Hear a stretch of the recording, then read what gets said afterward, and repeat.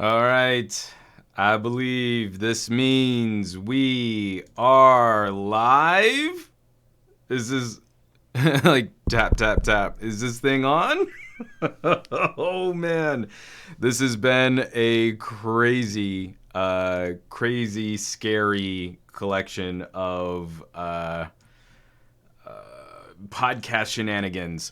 Ladies and gentlemen, boys and girls, tech fans of all shapes and sorts and sizes and persuasions, welcome to another Monday morning tech chat show on the SGGQA podcast channel.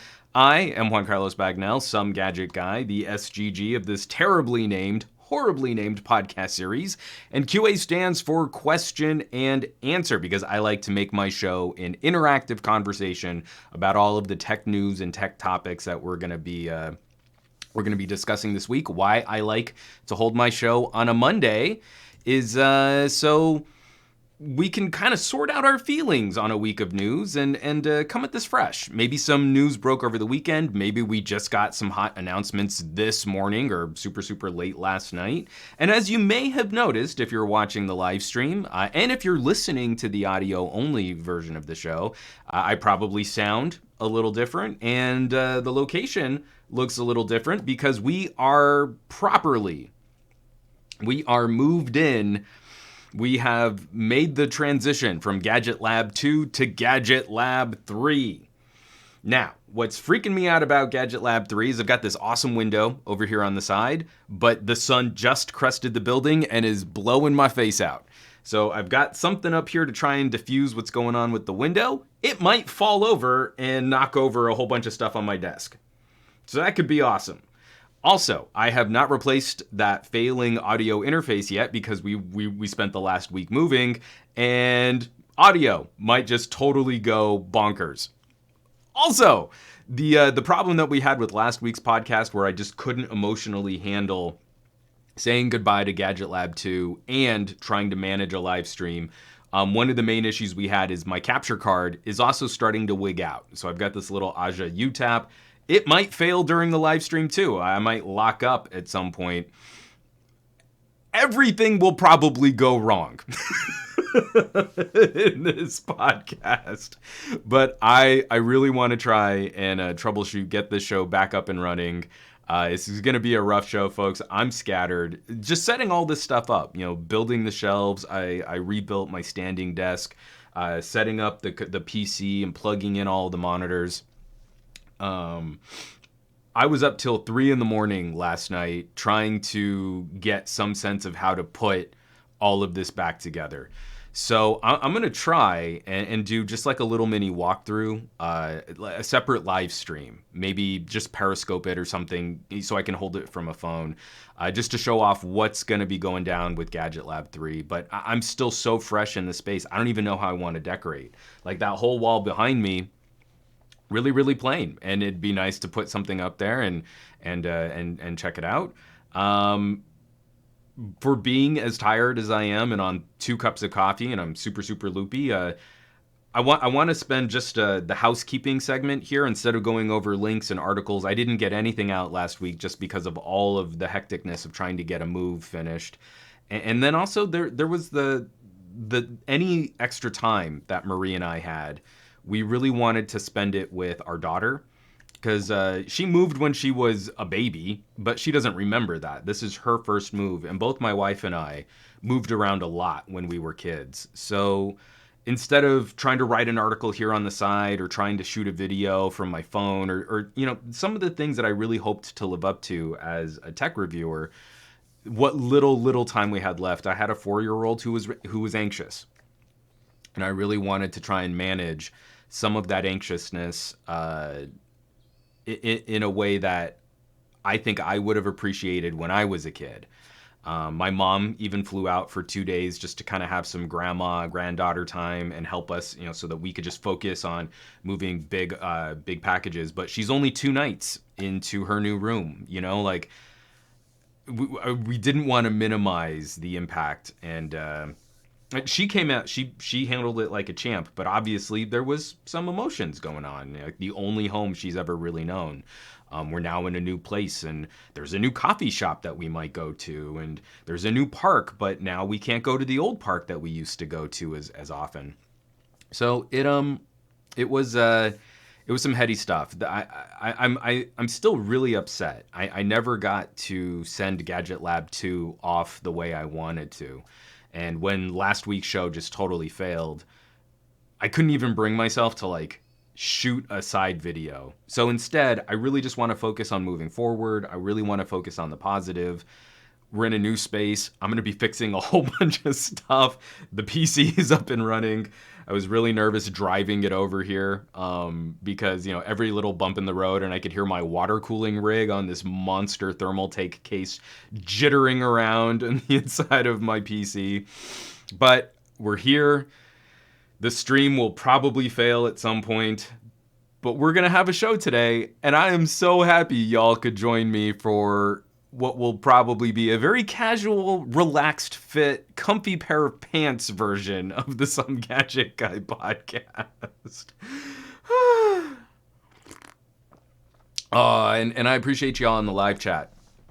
Aditya Anil, hashtag Some Family Guy, family comes first. Matt Tyler also echoing that sentiment. Blue Malicious, I'm liking the lighting in the setup. I am so excited to have a proper window that's not blocked. GadgetLab 2 had this great full-length window, but it was on the inside of a courtyard at an angle that it never really got the sun, so I couldn't rely on it. I'm going to be getting some succulents. I just need to figure out what to do to diffuse this a little bit better. See, right now, I can do that really hyper-dramatic, like 1930s movie starlet, just a ray of light lighting up my eyes. Hold on, I want to... This is terrible podcasting. But Jimmy, I always told you, your brother was no good. Tall pants, fast talking, dramatic highlight. I just need to smear some Vaseline on the lens and it would be a perfect film noir look. Let's not do that for the podcast though.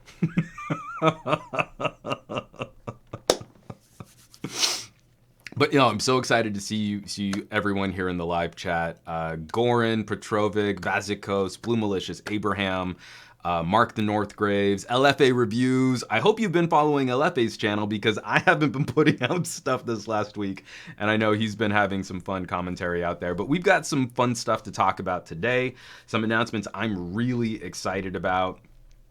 DJ, that's some Oscar level lighting. Matt Tyler, holy moly, Batman, that was some good acting. And Vazikos 8, we can always use a little more drama in the tech space.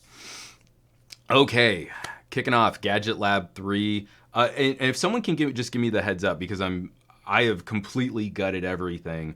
My levels seem to be a little hot on my side, but they seem to be sending decent levels out. So if anyone can tell me if I'm starting to get a little distorted or a little crispy for the live stream, just so that I'm not blowing out people on headphones. I always hate when I'm the RIP headphone user podcast guy.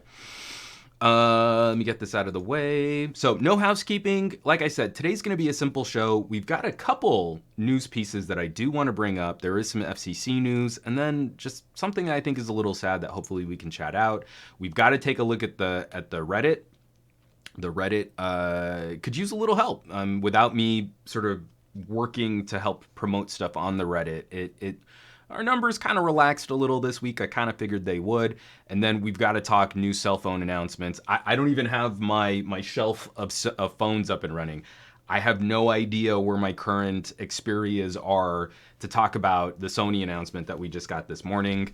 But you can believe I was harassing my Sony PR rep the second that press release came out. Boeing Byte saying, sounds good. I'm on studio speakers. LFA Reviews, listening through my DAC amp, then out to my Fostech TH-X00. So, I mean, if you're listening to me on some Fostechs, I would imagine they're making me sound better than I definitely deserve. And Blue Militia saying volume sounds good here on my G7. Okay, good. If anything wonky happens with the audio, those of you who can hit the chat, please let me know. All right. So, let's kick in If there's an FCC news story, I like to start my politics getting the vegetables out of the way so we can save more time on the back end. And I do want to have a little Q&A. I got tagged in a bunch of news stories, like the DxO audio story on the LGGA. If you have any other questions about some stuff that's coming out for coverage, let's save that for the second half, and we can have a little bit more fun just with a casual Q&A and some back and forth. And I'll be reading off comments so that we can get back on track, make this more of a conversation again.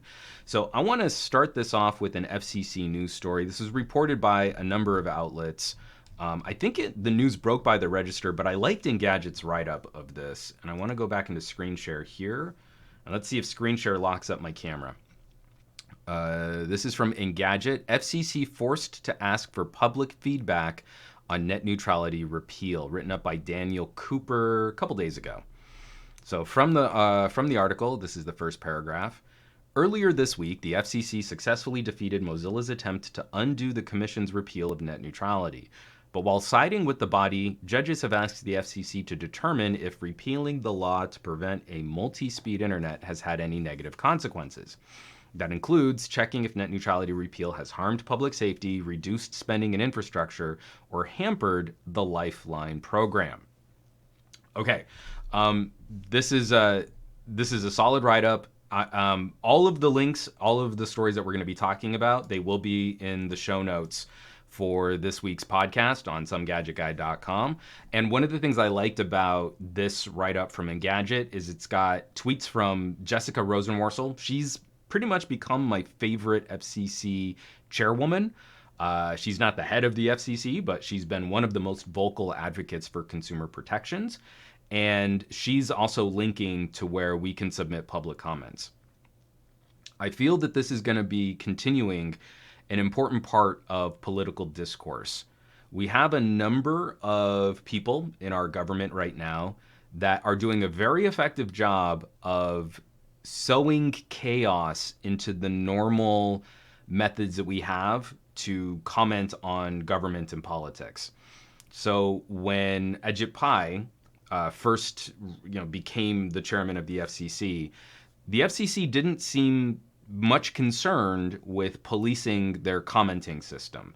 And something tells me that they're probably not going to do anything to reinforce a broken commenting system.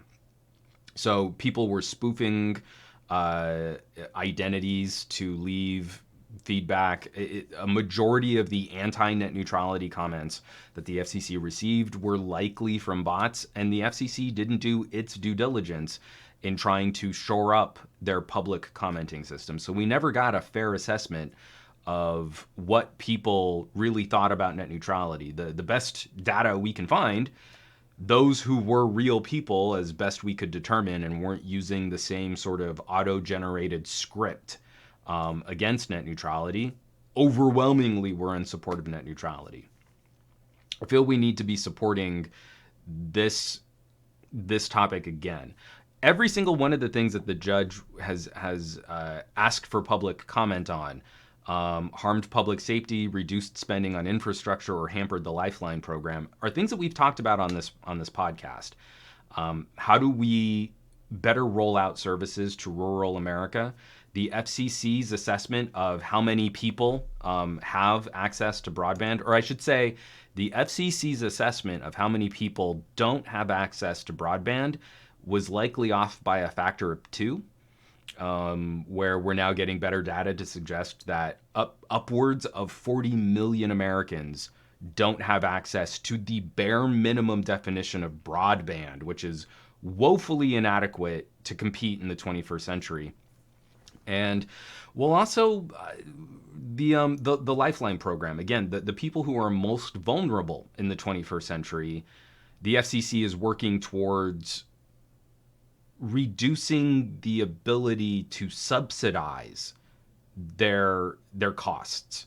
So again, for a few people who might be abusing that system, anytime that there's a system where money is moved around from the federal government, we can count on a handful of people abusing that. But making it more difficult for everybody to take part in a system like that is not, I don't believe, is the right solution, especially living in California, where we put more tax dollars into the federal government than we receive from the federal government. I feel that's one thing that I wish my tax dollars were better supporting. If private companies aren't going to support rural Americans for faster internet, then I want my tax dollars to go towards public infrastructure so that they have at least the bare minimum communication coverage for the 21st century.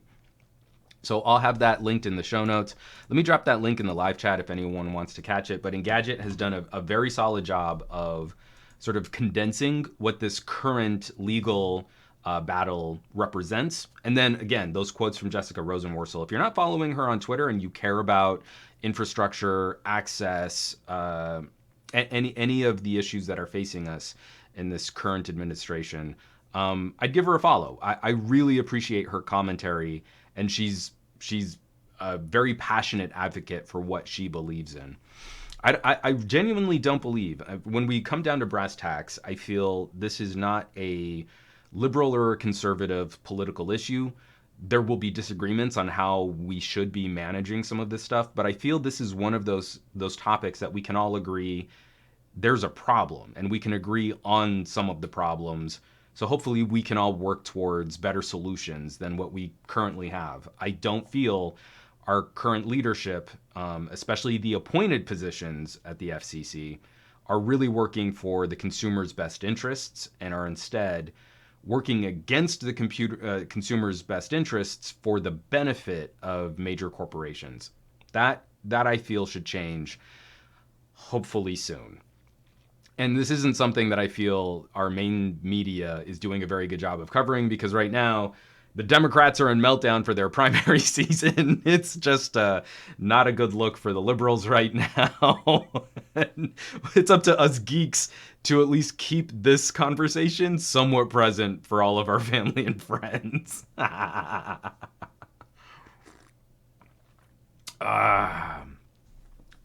From Matt Tyler, corruption will take over unless the still good politicians stand up and say no more. These issues shouldn't be issues in 2020. You know, I think there are always going to be issues. I just wish that we had some better consensus on how we could work out compromises. I'm obviously a left-leaning individual, and I have some great... I get great feedback from people that I know who are more right-leaning or libertarian-leaning. And this is one of those things where when we really untangle what's happened, where we've come from, how long this journey has taken, and where we might go, I feel like we agree on more than we really think we do. Like, for example, if you're more libertarian-leaning, and I've brought this up on previous episodes of the podcast, I completely appreciate the idea that government should not be regulating private corporations, and the hands-off approach, free market will eventually sort of right all of these wrongs. But that's not the reality of how individual states, which make up a country, and then that country has to do business with other countries, really resembles. Because as soon as we got rid of a federal standard, all of the states rushed to make their own individual state version of net neutrality. So what's worse for corporations? Having one overarching, somewhat toothless, except for extreme cases of abuse, federal regulatory commission that's underfunded and understaffed, or having 20 different versions of net neutrality so that corporations basically just give up and set their standards for the few states that have the biggest populations.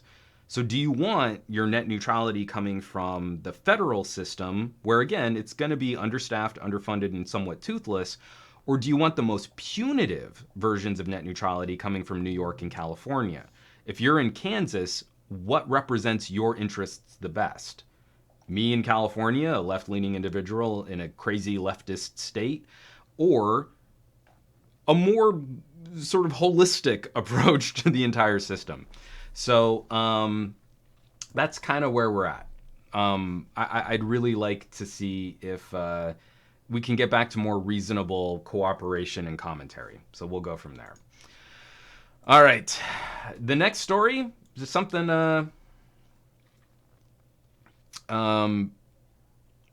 like I said, this next story is a little bit sad. I have been reluctant to cover. I have to sit in a very specific very specific stance where I get one ray of light like right in my eye. I've got to work out this lighting. It's crazy. I've been reluctant to cover some of the modern day education and media literacy issues. Like, I feel qualified to talk about media literacy as it applies to tech reviews on YouTube, right? I feel like I feel like we're starting to figure out the Facebook algorithms and the YouTube algorithms that filter content and manipulate the sense of popularity. So if something's a trending topic, was it really organically a trending topic, or is this algorithmically based on other metrics, not something that would have come to me naturally, but YouTube is trying to make this a more profitable video? I haven't dug in as much on some of the issues facing things like anti-vaxxers, the education around medicine in the 21st century, and I really haven't wanted to dig into things like flat earthers. But this story popped up on my newsfeed. It broke yesterday. I've got the BBC News account of what went on. And I feel like we're crossing that line where flat earthers are mostly harmless. They're this little pocket community of people that we don't really feel are reasonable commentators on the state of science, but maybe we can keep them a bit more marginalized. It would be nice if we could reach out to them better with better educational opportunities to sort of correct their misinformation. But when people start dying over this fanaticism of proving I don't even understand what the end game is. Even having watched some documentaries on flat earthers, I don't get what they think the big cover up is. You know, step one, lie about the earth being a sphere. Step two, question marks. Step three, profit. I don't understand, and I can't wrap my brain around what the appeal is. But we got this story, and it really made me sad. Let me get back into screen share here, and I'll drop the link here in the live chat. So, Mad Mike Hughes dies after crash landing homemade rocket. From the article on BBC. Do I have a byline here? Man, BBC really... I mean, I guess that maybe they just pulled it from a Reuters feed, but I wish they'd give a byline on BBC just to credit who wrote it up. Anyway, a U.S. Daredevil pilot has been killed during an attempted launch of a homemade rocket in the California desert. Mad Mike Hughes, 64, crash-landed his steam-powered rocket shortly after takeoff near Barstow on Saturday. A video on social media shows a rocket being fired into the sky before plummeting to the ground nearby. Hughes was well known for his belief that the Earth was flat, and he hoped to prove his theory by going to space. Saturday's launch was reportedly filmed as part of Homemade Astronauts, a new TV series about amateur rocket makers to be aired on the U.S. Science Channel.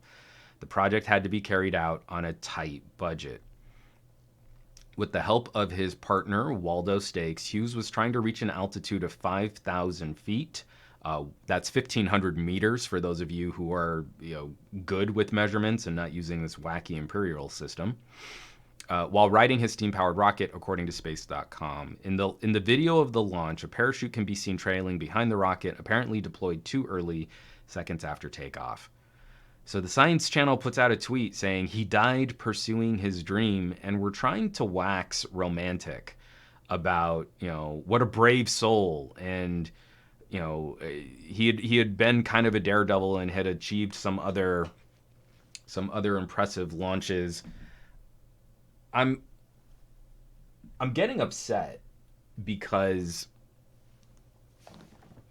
I feel like the outrageousness from Zhao Rales. Juan hates America. Imperial for the win. Is that really what's gonna mess up my stream here? Is my my appeals for using the metric system? Okay. I didn't think that would be the controversial idea that I would have during this podcast. The thing that's upsetting me is flat earthers are such a sick thrill to cover. You know, we like I said, I've seen a couple documentaries on them. They get regularly brought up as these mockable segments of our society, and you know, they're good for ratings. They're such wacky people. Let's point and laugh at the people who think the earth is flat, while giving them platforms to further disseminate their message. And I'm not saying like the Science Channel needs to exhibit some kind of journalistic integrity, but staging these ideas and promoting these ideas, further encouraging other people to follow in his footsteps and to pick up where he left off, where Mad Mike left off. And this man lost his life in pursuit of an idea that we really shouldn't have to question to this point. It's really sad for the individual, for Mad Mike. I don't know what his family or friend situation is like.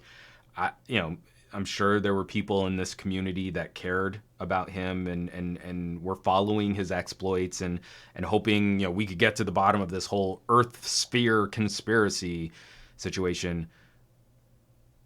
But when people start dying over this kind of stuff with more and more outlandish experiments, that's where I feel like we've got to stop just holding this community up as the mockable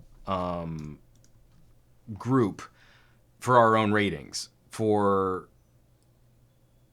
make us feel superior, to make us feel good about ourselves. We've got to be better than this. I'm doing a very poor job on like 4 or 5 hours of sleep here in really trying to articulate why I think this is so gross, but the way that we manufacture media, we manufacture controversy for our media, and then the way that we sort of spoon feed this out to people in this laziest, lowest common denominator kind of reality show inspired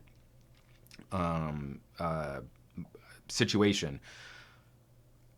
We've got to figure this out. We've got to find a way to make truth, or at least the process of science, where it's not like a hard and fast law for truth, but is an exploration of how we examine the world around us. We've got to find a way to make this sexier. You know, I recently went through and I was streaming 30 Rock. And my wife's streaming 30 Rock. I'm streaming Parks and Rec. You know, so I just had it on in the background while I was trying to assemble these shelves. And the episode came up where they were fighting the Pawnee Town Council for fluoride in the drinking water. Again, I'm surprised where this might be a controversial statement. I really don't feel strongly about fluoride one way or the other, but I feel very strongly about the process of learning things and the process of science. But of course, to convince Pawneeans that, you know, they should be drinking water and not putting soda in their water in their faucets, yeah, like they had to come up with this hip, cool branding, you know, H2 Flow. And when you get flow points, you get badges. And when you get badges, you get merch. You know, like I had to turn water, drinking water, into like the next mega Pepsi Coke marketing campaign. Now, I'm not saying we should do that with science, but science needs to figure out, the scientific community needs to figure out some way of improving their outreach and of working with talent. Not because you want your scientists to be the most capable lab techs, clinicians, so they're not going to be the most interesting people to deliver the message. What did we learn from this experiment? Well, here, let me go through this PowerPoint presentation and show you all of these charts and graphs and bars and stuff. Not gripping. So then this guy, Mad Mike, builds a rocket. Whoa, that's sexy. Let's put him on TV. He's going to talk about conspiracies, and isn't that wacky? And he died for it. So I feel like a lot of communities, you know, I've been talking about the audiophile community and better audio and improving not just your hearing health, but the quality of what you consume. I've really been running into some of my research, just like how viscerally disliked audiophiles are by the rest of the general consumer landscape. They have a huge problem with messaging, and we're talking about something like, maybe you should listen to higher quality music, it's nice. How do we wrap our brains around anti-vaxxers and flat earthers and other, these top tier conspiracy issues where people are starting to get hurt and people are starting to die? And I don't have a good answer for that. Boing Bite. Sorry, I'm really trying not to make light of this situation, but that was funny, man. Boing Bite says, something, ancient aliens.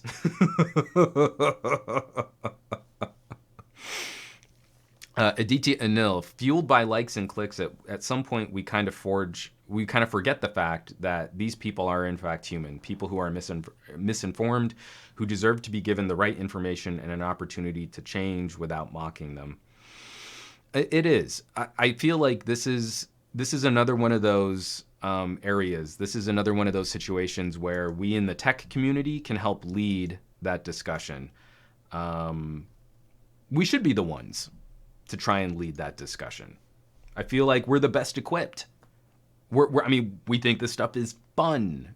How do we bring what we think is fun to people who have other agendas? I don't know what the answer is. If I could really answer that question, I would be an incredibly rich individual, but I would like to leave this part of the discussion off just a plea to consider that idea. Spend a minute, think about it. What could we do? How could we make some of this stuff better? Because I don't know what the answer is. I look at every problem as like a media and marketing problem because that's what I work in. So, my hammer is maybe we make better videos and we employ, famous people to talk about tech stuff. I don't know. I really don't.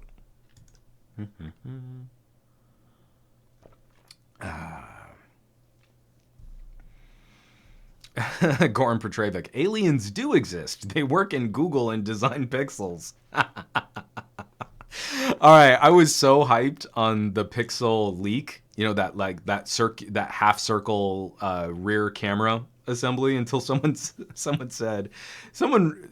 in my Discord said it looked like a toilet seat, and now I can't unsee that and I like it less. But I was really digging it until someone said that. LFA reviews, flat earthers are calling some gadget guy. I just got a phone call from a number I don't recognize, so that went to voicemail. Hopefully it wasn't important.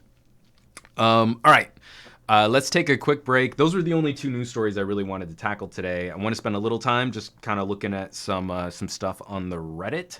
I got to take another sip of water here. At DTNL, I'm pretty sure it was Steve DeRoche. Steve DeRoche, calling it a toilet seat. Again, spot on, but I liked that it wasn't just another stovetop cutout.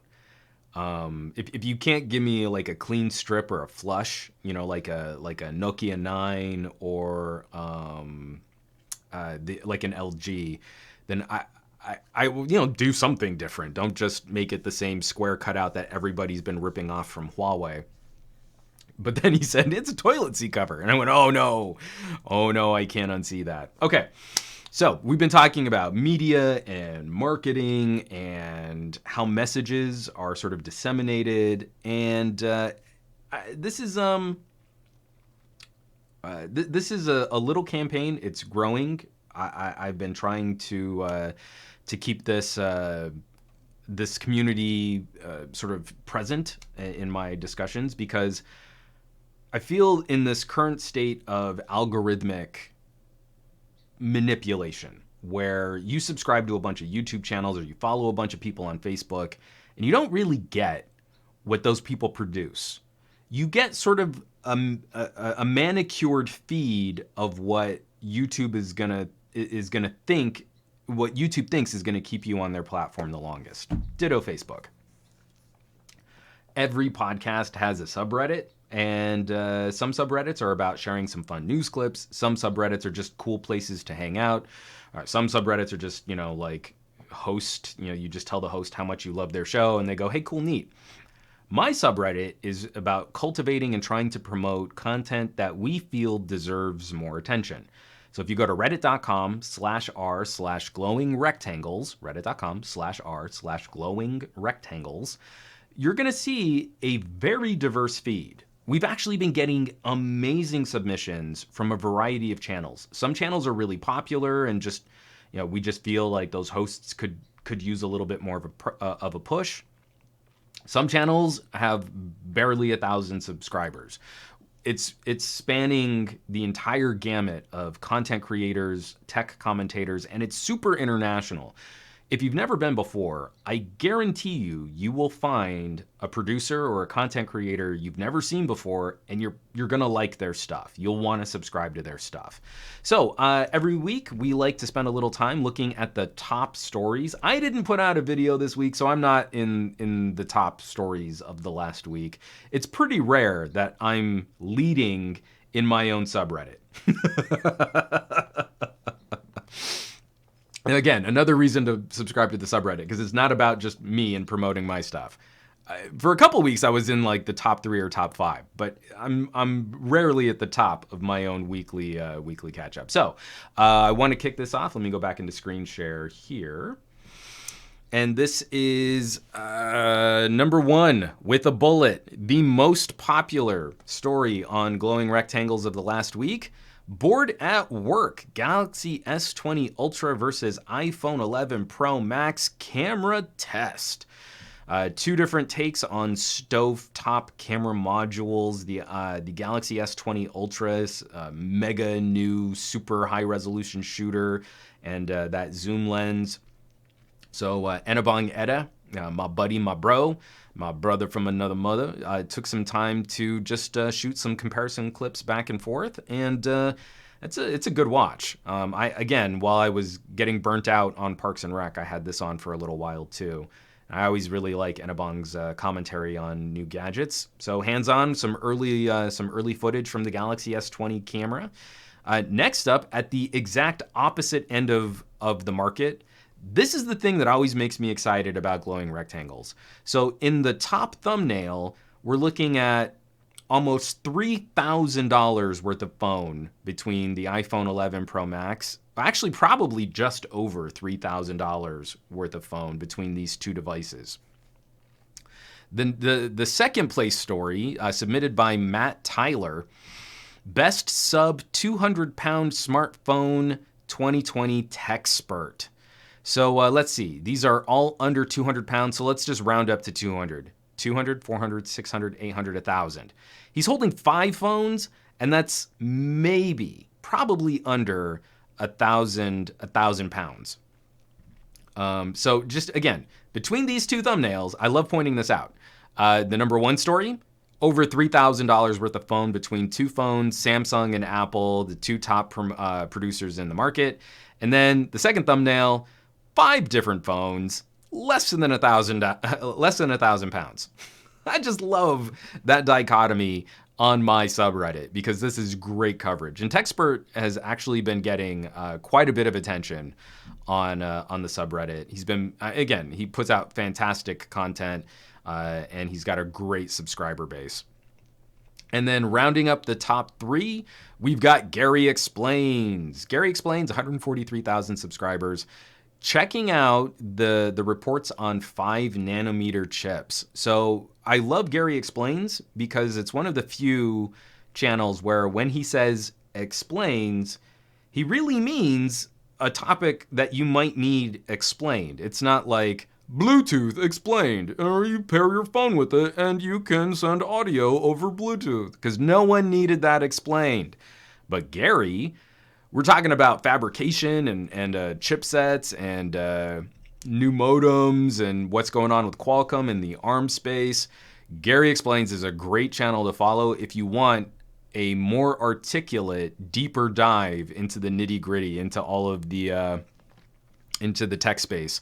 I mean, again, I got schooled pretty good on some of his coverage on things like RISC architecture and open sourcing and stuff like that. So Gary Explains, another great channel for to follow. If you haven't been following him, you should, especially if you really care about tech. If you don't care about tech, I don't know why you're watching this podcast. So yeah. From Fabies, 3.5 millimeter jack explained. You plug your headphones into it, and then you can hear music. But just to check out, like rounding out the top 10, we've got Gadget Byte. This is one of my new from 2019, one of my favorite channels from last year. We've got Josh Valor looking at a Tidal subscription. From Mitesh, I just lost it, Mitesh Shah. If the Galaxy S20 is too expensive, here's another look at the A51. And rounding out the end, we've got two of my buddies, LFA Reviews, looking at the JLab Go Air True Wireless Earbuds versus the JLab JBud Air Icon. And we've got Painfully Honest Tech. We got Jason looking at the LG G8X. So some solid commentary. Again, if you subscribed to all of these channels, you probably still wouldn't see a feed like this on YouTube. It would probably still be a smattering of Apple and Samsung content up front. And then if you dug a little deeper, they'd try and give you some of this other stuff. We've got budget camera rigs. We've got low-cost Bluetooth earbuds. We've got spectacular gadgets. Checking out the Huawei Mate 30 Pro and why she's going back to the Note 10. We've got creators from all over the planet, all different kinds of backgrounds, all different types of commentary. And, again, this is so much broader. This is what people really talk about, as opposed to just what's the most popular tentpole stuff on YouTube. So that Reddit, one more time, reddit.com/r/glowing rectangles. We're getting great content submitted. We still need your help upvoting. And for those of you who are submitting, take that extra second and just click the up arrow on a handful of other topics. We could use some help sharing, helping to promote the community. This is totally grassroots. This is completely organically built. It's just the word of mouth on again, content that we would want. If we want our tech commentary to be more interesting, broader, and more exciting, then the best thing we can do to help content creators is to contribute. A little bit of effort, a share on social media, an upvote on content that you enjoy, a comment, a like, a subscription.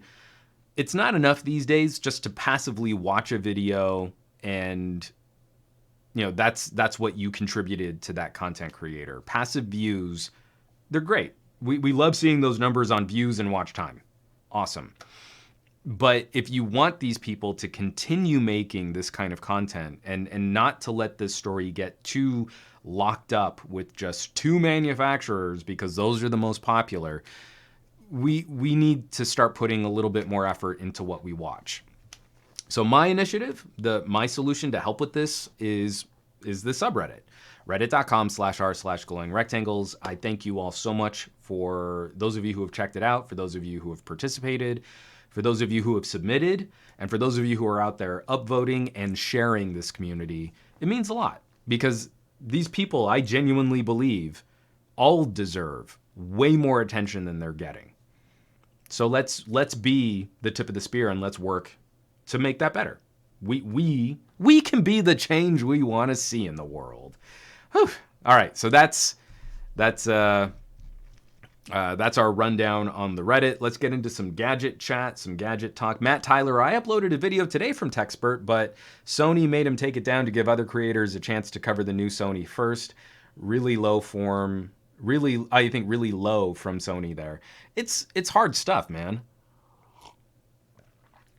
I've been talking to a number of PR teams. Like I said, I shot out an email to Sony PR as soon as I saw the announcement. This year is going to be really interesting. It's going to be off. Something's going to be wrong this year, all year.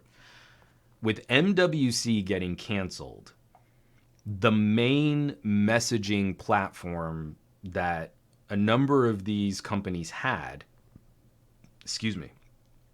that these companies had just went up in smoke. Sony, LG, Motorola, I'm thinking of a number of other brands too, like TCL. They relied on all of the press being in one place to have smaller press conferences to start the messaging for the beginning of their retail year. With that going away, every single team is scrambling to try and put together something that makes sense so that they can tell consumers about their products. None of these other companies have none of these other companies have spent the absolutely insane amount of money that Apple and Samsung spend every year to put together essentially their own trade shows. When you buy an increasingly expensive iPhone or a Samsung, a part of that goes into the billions and the tens of billions of dollars that they put into marketing and messaging.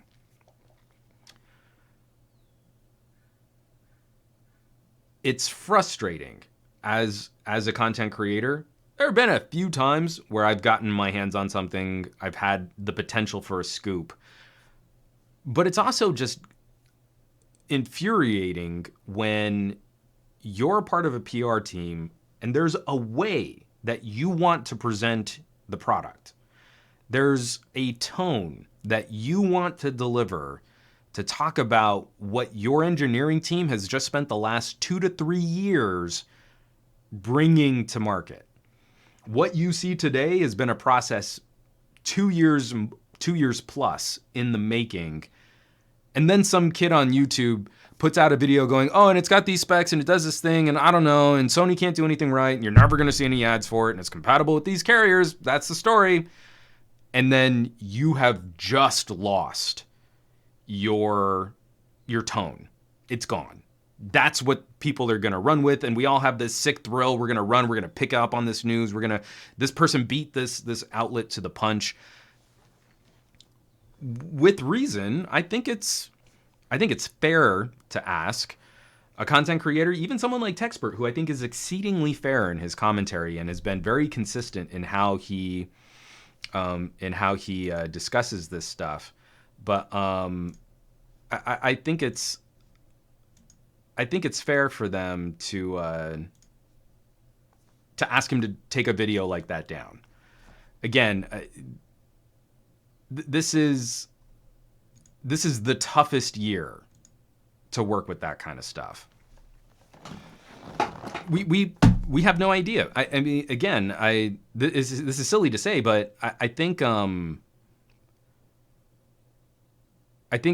and Apple are going to get an even bigger head start on this retail year because they can spend the insane amount of money to control their own messaging in all regions.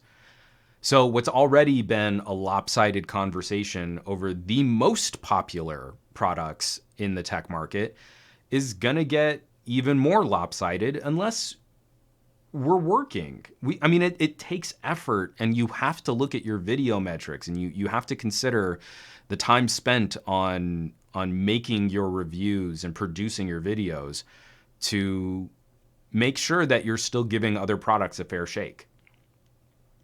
We've already lost a number of players in this phone market and they're not competitive anymore. And it's tough. It's hard to course correct when there's already a general perception of, well, Apple and Samsung won, so there's really nothing else worth talking about. So that's where we're at.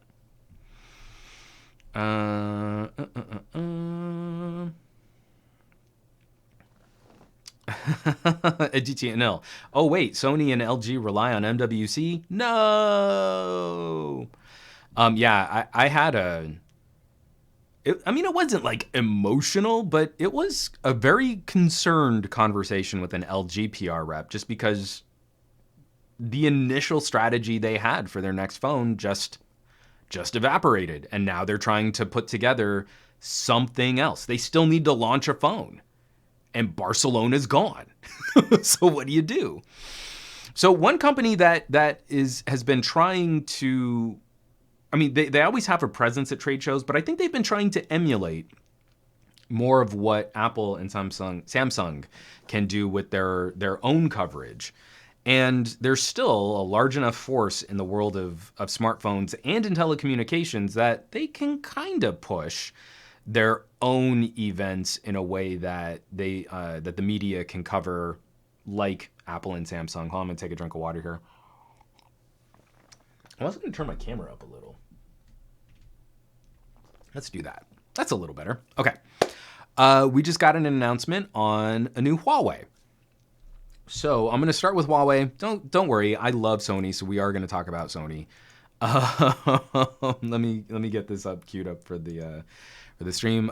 Pulling this from Android headlines.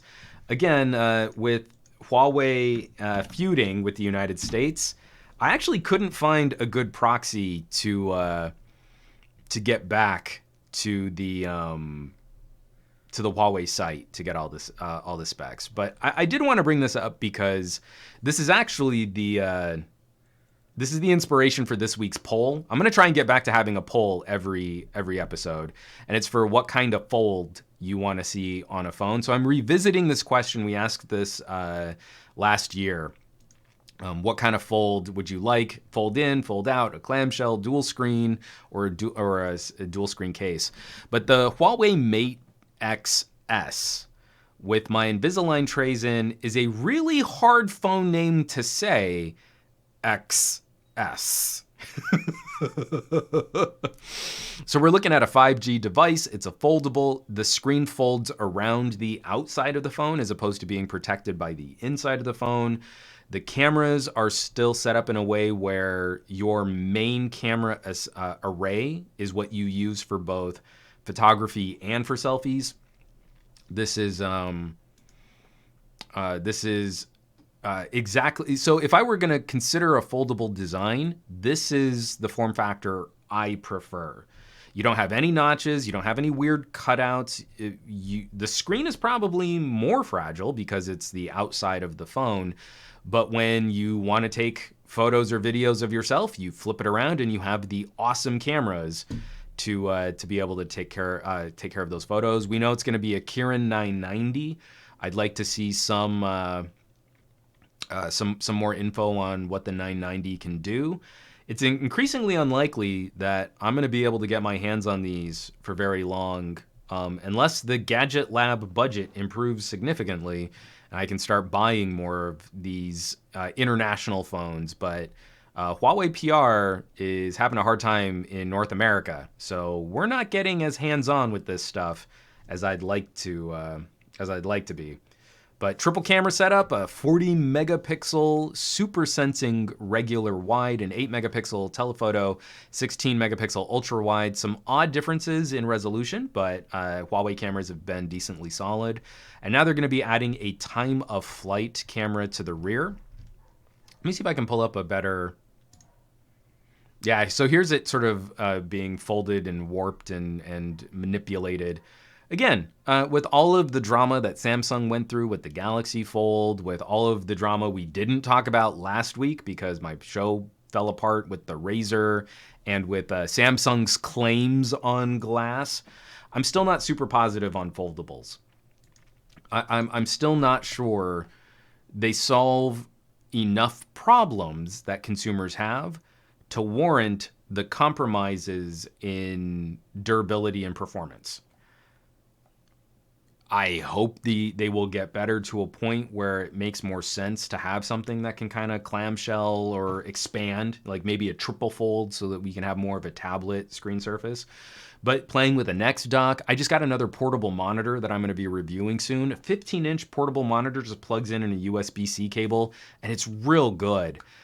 I'm having so much fun with accessories that kind of expand our use on phones as opposed to trying to make the phone a bigger platform while making it more fragile and way more expensive than a regular phone. I don't know. I'm sure we'll see improvements, design, material science, maybe some type of better folding glass that's more like actual glass. But in the interim, these feel like very fragile transition products that probably shouldn't be purchased in earnest by people that need a good daily driver phone. More, they're the really expensive tip of the spear for vanity, you know, like you bought a really expensive purse. Well, you could also own a really expensive phone to go with it. Abraham Artemis, it's easier to pronounce it like excess. Hey, that does work. I like that. Like in excess. Matt Tyler, who asked for foldable phones? No one did. They just did it and went, look at what we did. FFS. Goran Petrovic, I'm sick of folding hysteria. It's really annoying. I never even liked the original Moto Razr. Never understood why folding is better than not folding. Vazikos 8, and this is the thing I have with the current tablet. So the Mate X and the Galaxy Fold are folding tablets that turn into phones. All folding phones we have now have wrong aspect ratios, in my opinion. And Sam, 20 miles. Sam owns this, and he can speak to it. You can ask Sam questions about it that I'm not just making stuff up. I still enjoy the G8X implementation. That's a true foldable for me. Matt Tyler, Juan, we just got foldables, which we didn't want. Don't push a triple screen dual foldable. Samsung rep just saw that. Next year we'll see the Samsung Galaxy Z3 trip flip.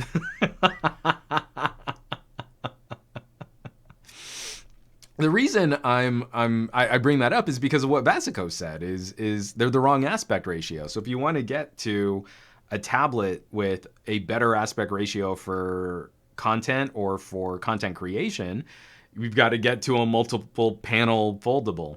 But that's why I put the poll out there again. I want to check back in. When we put this up the first time, I put the LG V50 dual screen case as kind of a joke answer, right? Do you want it to fold in like the Galaxy Fold, or do you want it to fold out like the Huawei Mate, or do you want like a dual screen case? And when the V50 first launched with that dual screen case, it was kind of mocked. And the V50's version, it's the only other phone I have aside from my daily driver, my SIM card phone right now. But, you know, the V50's solution here with this, you know, rigid three ways that you can open it. You know, it's closed, it's kind of propped up, it's flat, and then it wraps around the back. Very inelegant. But even for this, there were some good ideas there. Obviously, the V50 never won for these different types of form factors and different types of folds.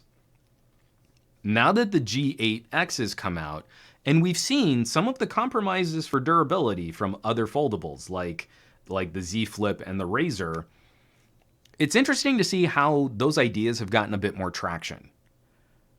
Microsoft Surface Duo or Surface Neo, dual screen on a hinge, starts to look like a better idea than actually bending the screen.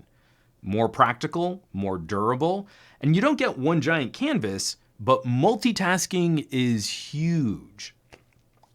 So I think it's interesting. You know, you don't see traditional television ads for the G8X in North America.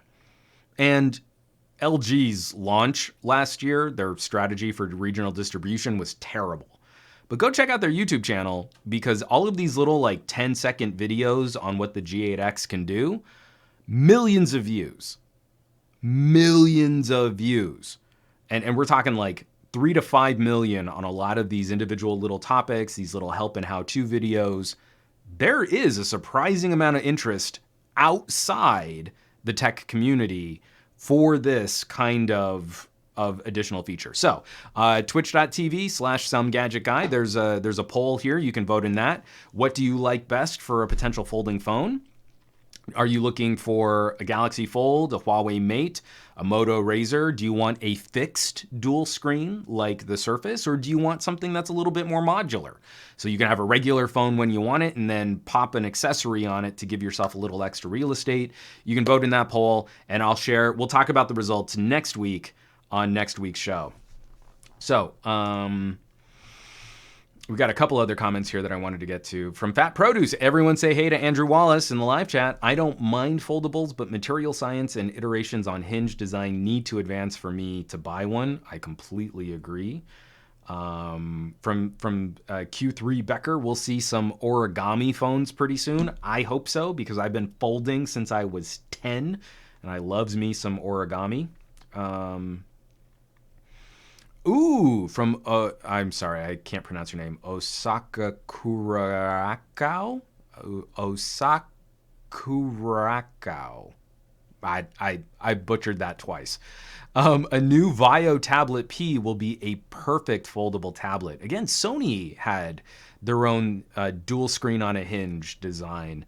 It would be great to see Sony come back to something kind of edgy in tablet or laptop design. From Vazikos8, I don't get why they praise Microsoft Duo and mock or forget LG. The simple difference is marketing.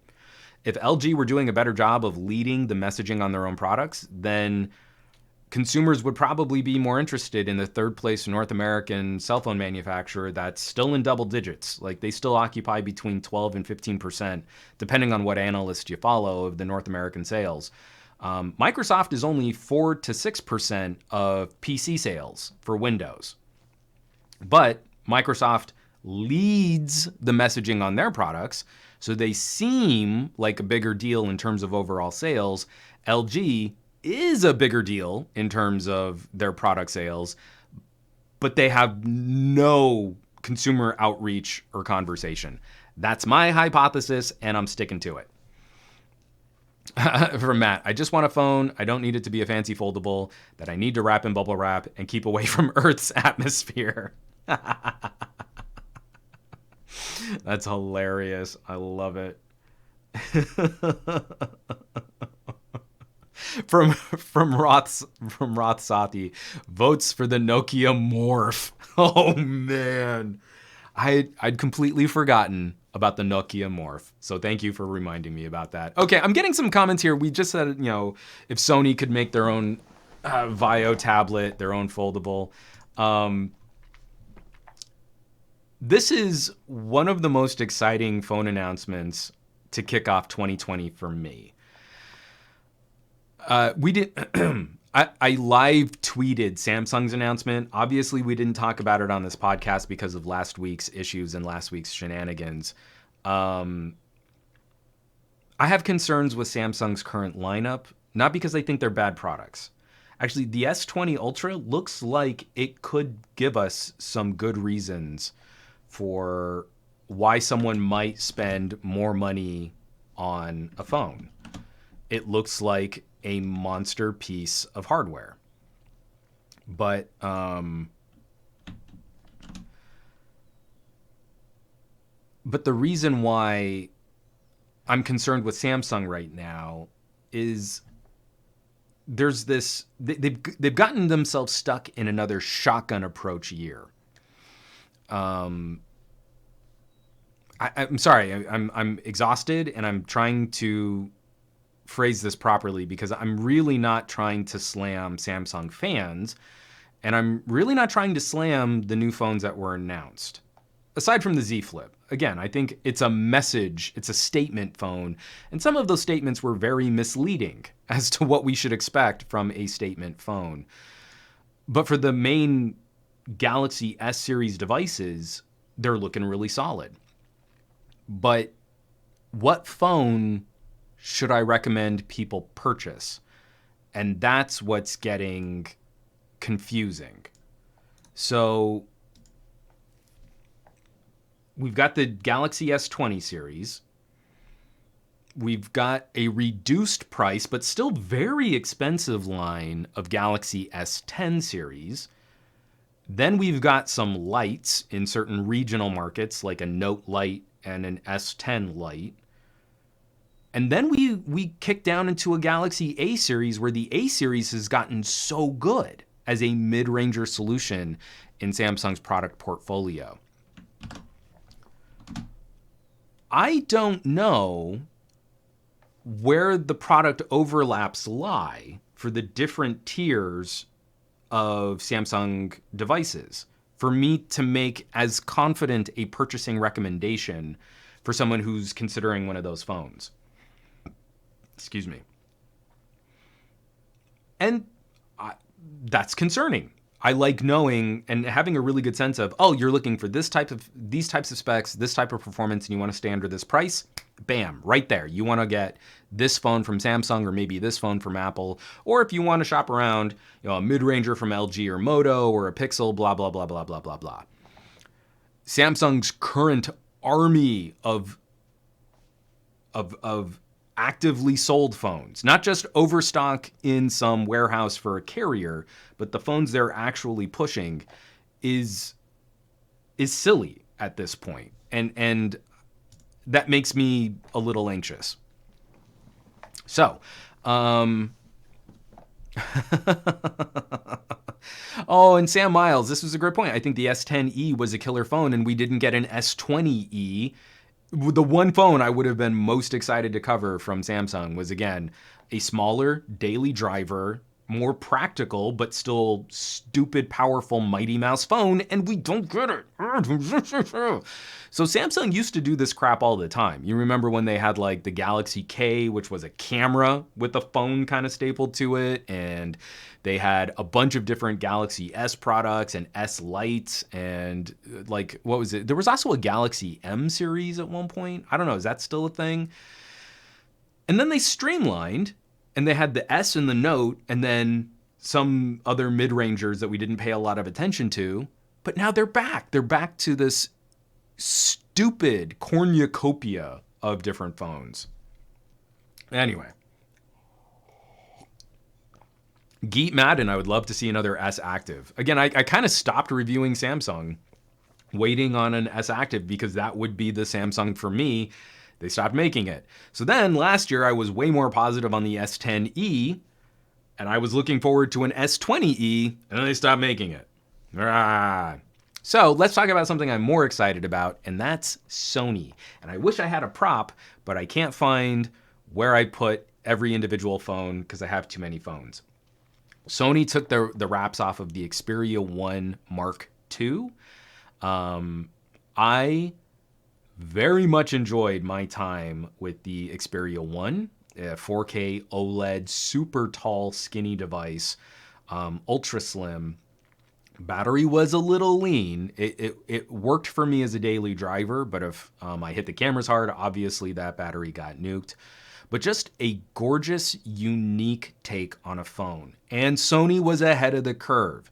We're going to see a bunch of phones coming out this year with ever increasingly taller aspect ratios. And they're going to get praised for having taller and skinnier screens when Sony got criticized. Oh, it's so tall and it's so skinny. I want to continue pointing that out. A OnePlus 7T is a 20.5 by 9 aspect ratio display. A Sony is a 21 by 9. You tell me the functional daily differences between 21 by 9 and 20.5 by 9 and how consumers are really going to be upset about that difference. But again, the OnePlus 7T, much, much more positive coverage. Xperia's, oh, I don't know. I don't know about this design, but I digress. So Xperia 1 Mark II, I'm gonna go into screen share here because my camera's locking up anyway. I'm just gonna send the, I'm gonna put the, here's the actual press release. So 4K, again, it's really a UHD 21:9 display.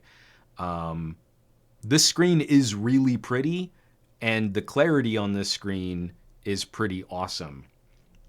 And of course, this is from the press release, we're looking at their Pro camera interface, which alongside LG is currently the only true Pro interface available for shooting video. I hope Samsung does a good job bringing their manual modes back, because they never should have removed their manual modes. But again, they're really leaning on their camera department. So hold on, let me scroll through here. I'm in the actual press release. Triple camera array with a 3D time of flight sensor. Again, time of flight is going to be huge. Nokia showed us that it's great tech to have for focusing and for portrait modes and other manipulations. 20 frame per second continuous shooting. 21:9, 6.5 inch 4K HDR OLED. And I'm pretty confident that we're going to be seeing a faster refresh rate. True front stereo speakers. So I'll be curious to give that a shot, because we still have these little strips of bezel, which I guess is going to make a bunch of gadget reviewers vomit, but I think looks good, and bezels don't bother me. Matt Tyler, it feels really good in the hand. Like, it's really good in the hand. Blue Malicious. It doesn't feel like I'm holding rusty razor blades. That's valuable tech commentary, is letting you know that as an evolved primate, you can hold it in your hand. Snapdragon 865, 4,000 milliamp hour battery, which is a nice jump. It's almost a 30% bump in battery capacity over the Xperia 1. Matt Tyler is confirming it is a 90 hertz display. And the thing I'm excited about for this awesome camera interface is that Sony is leveraging one of their larger image sensors. I just lost the bullet point where, oh, here it is. A new large 1/1.7 inch XMOR RS sensor. So we're roughly in 2/3 inch territory. I am so excited. Again, I think we get hung up on resolution, but it was the main benefit for the look of your photography, how cinematic your videos looked, why a Lumia 1020 today still produces awesome images, even though we don't have all the fancy auto processing AI bells and whistles. Sony putting in one of their larger camera sensors makes this, again, a very competitive option when we know this is going to be the arms race for cameras this year. We started playing with true half-inch sensors in 2019. Huawei showed us that, man, your low-light photography gets a huge shot in the arm when you go up to more surface area for that sensor. And the resolution is going to be touted, but we know it's more than just the megapixels what makes a good camera. Merch plug. Woohoo! This would be the perfect place for my camera to lock up now. Lock up, camera. I'll leave it like this if it locks up. No, it didn't. Now it's going to be like when it locks up the next time. I guarantee it. It's going to be super embarrassing. From Roth Sathi, I still use my Nokia Lumia 1020 to this day. The other reason why I'm getting tentatively really excited about what Sony's doing, just one more. Again, I know I'm just looking at text on a press release here, but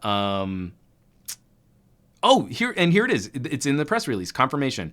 Motion blur reduction technology is equivalent to that of a 90 hertz display and reduces frame lag for a clearer image quality. We're having trouble getting 90 hertz on 1080p phones, and here's Sony with a 90 hertz UHD display, but high quality music can be enjoyed through true front stereo speakers using either wired headphones connected to the 3.5 millimeter jack or wireless headphones via Bluetooth. Significant audio tuning has reduced crosstalk to an imperceptible 20 dB, which is over 90% lower than USB-C headphone connections. And Matt Tyler, hey, I broke the news first. Good job, Matt Tyler. A phone company, looking at the current state of the market, is bringing back the jack no one should have cut out of their phones. Not only is Sony bringing this back, this is critical. I really can't overstate this. Sony has one of the strongest games for wireless audio.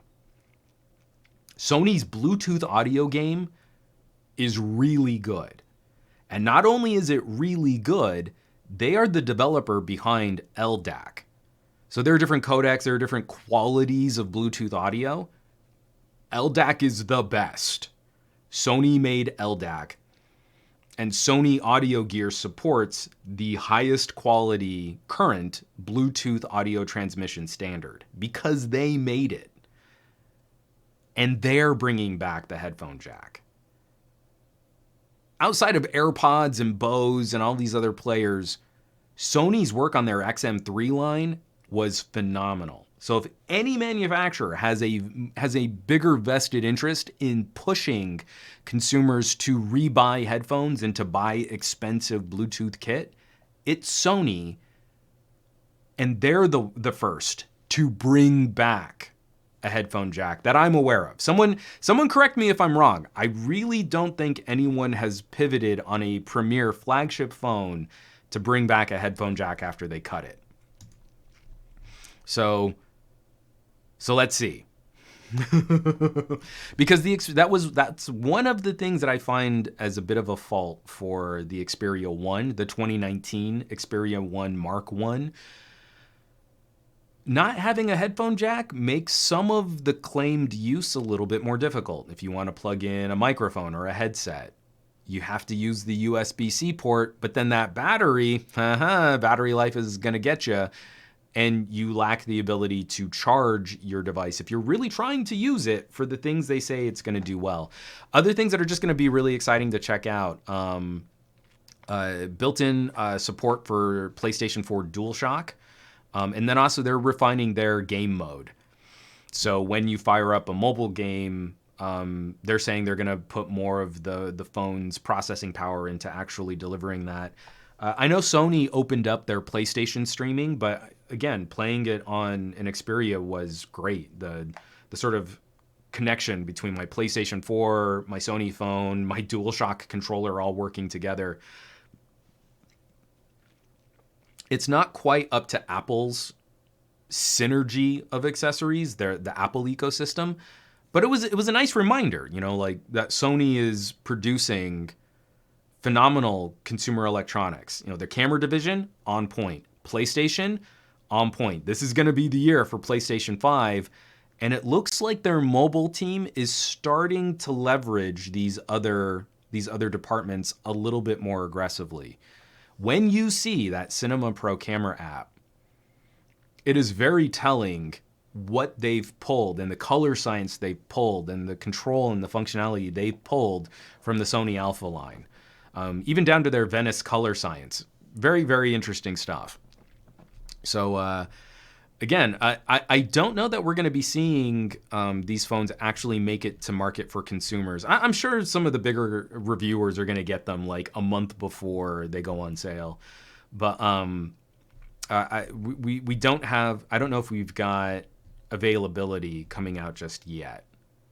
But the other tease that is going to be really exciting to check out. I've got some photos here. Instead of just looking at the text, why don't we look at some of these photos too while I ramble on and I let my camera lock up. So I definitely just want to highlight this one again. This camera app is absolutely stunning. It's phenomenal. We've got models holding really tall, skinny phones. I love that Sony is maintaining their hard-edged monolith design. So, they've rounded off the corners a little, but this is still like, you could be watching 2001: A Space Odyssey and seeing monkeys tap this to get smarter. And here's a better look at the rear of the casing, the triple camera with the time of flight sensor right in the middle. And then those other depth and focusing sensors where Sony's eye tracking and autofocus has improved significantly too. So especially if you're taking a lot of portraits, Sony's eye tracking is surprisingly good. From Fat Produce, now Sony nerds need to replace their still photography camera app. Maybe not if they get the Xperia Pro, which we're going to talk about here in just a sec. Oh, and again, just silly seeing this setup here too. That's someone gaming on an Xperia holding a DualShock controller. And I hate to say that it works better than I was expecting it to. Some Sony headphone wearers. So there's one person listening on a wireless connection with their Sony phone and someone listening on a wired connection on their Sony phone. I'm so excited. I really, really hope so bad that the DAC is pulled from one of their Sony Walkman media players, because those things are great. And I would love to hear that kind of audio processing in a Sony phone again. Goran Petrovic, I like the design, 3.5 millimeters back. Camera's improved, but I will need Juan's audio review. It's going to be so exciting having a Sony phone that's worth doing an audio review on. A couple more shots of just what the camera apps are looking like. Love this layout. Again, you've got so much screen real estate that when you're shooting on the native aspect ratio of the sensor, great controls available, great controls accessible. And I hope this means that we're going to see an improvement to the the standard camera app, just because I feel like Sony's gone a while without touching that up. There's a shot of them gaming. Another person just holding the phone, another person holding the phone. See, and again, here's a marketing slide where the Sony phone is in the foreground with a Sony Alpha camera, a Sony A9, sneaking up behind it, because that's the team that's helping Sony with their phone cameras. If you like Sony mirrorless cameras, you're probably gonna like Sony phones. But I want to get to, oh man, look at all these autofocus spots. That's awesome. I want to see if we can get another image of someone listening on cables. Cinema content. I would highly recommend watching the Gregory Peck Western, The Big Country, on a Sony phone, because it's amazing. And more images. Oh, I'm through. Okay, so what I want to do, I thought they had... here we go. So Xperia Pro was the other big tease. So take an Xperia 1 style phone and make it a little bit more durable and add an HDMI input on the phone, and you will arrive at an actual Pro phone. And we play fast and loose with this Pro designation on phones. One of the things that I think would make a phone more professional is giving us the tools built into the phone to use it for professional applications. So going back into screen share here, what if you had this amazingly calibrated, super high resolution, pixel dense OLED screen, and you had the correct port to connect it to your camera to use it as an external monitor or viewfinder? Then you would have the Xperia Pro. So this is kind of incredible. Your phone could just be a control surface for your awesome Sony 4K camera, or anything with an HDMI output that you could connect to it. And then your phone could also be the communication brain. So say you actually are one of the privileged few who have some kind of 5G coverage. Obviously, all these devices are going to have 5G capable modems. Well, you could use the phone as part of the antenna setup and the communication modem setup to broadcast from a 4K production camera. Connect it to a mirrorless camera. And it looks like the entire thing gets a little bigger and a little chunkier, and it still has a dedicated camera button. That makes me happy. But making this a more rugged, more field-ready device with better capabilities to facilitate getting work done. This, again, Xperia Pro just badged here on the side. Really clean, a harder look for a phone. This is a niche product. This isn't just conflating Pro with more expensive. This is, you have capabilities here that most of your average general consumers probably wouldn't need. But that makes me crazy excited to see this come back. We haven't really seen this on a phone. And again, someone correct me if I'm wrong. We haven't really seen this on a phone since Motorola was trying to push lap docks. But being able to plug HDMI into a phone to use the phone screen as a viewfinder is kind of awesome. Again, our phone screens have gotten so good. Why not find some other things that we can do with them? And again, I've just been a fan of this current trend for Sony design. I think it's a really sharp look. It's really distinctive. It's really unique. And even when you put a case on it, it will not look like any other phone out there if we are supposed to care about this kind of like the aesthetic of a device. So I'm really stoked. I'm very excited. This Xperia announcement is right in line with some of the trends in phone computing that I had hoped manufacturers would walk away from. Don't tell me that Bluetooth is the way to go when Bluetooth still sucks for mobile gaming. There's still lag, even with the best Qualcomm audio codecs to try and minimize it. Fidelity is still reduced, and especially once you move from like an indoor environment to an outdoor environment, I always get skips. If it's in my back pocket and I crouch, apparently my butt is a Faraday cage and just blocks my Bluetooth signals. And then give me a reason why it's worth paying more for a gadget with a focus. Not just, we've got all of these, gizmos and gigas and perks and accessories. This Sony Xperia Pro looks like it's built with purpose for a very specific demographic. And again, that makes me very excited to see. So I hope I'll be able to get some hands-on, not only with the Xperia 1 Mark II, but also with this Xperia Pro.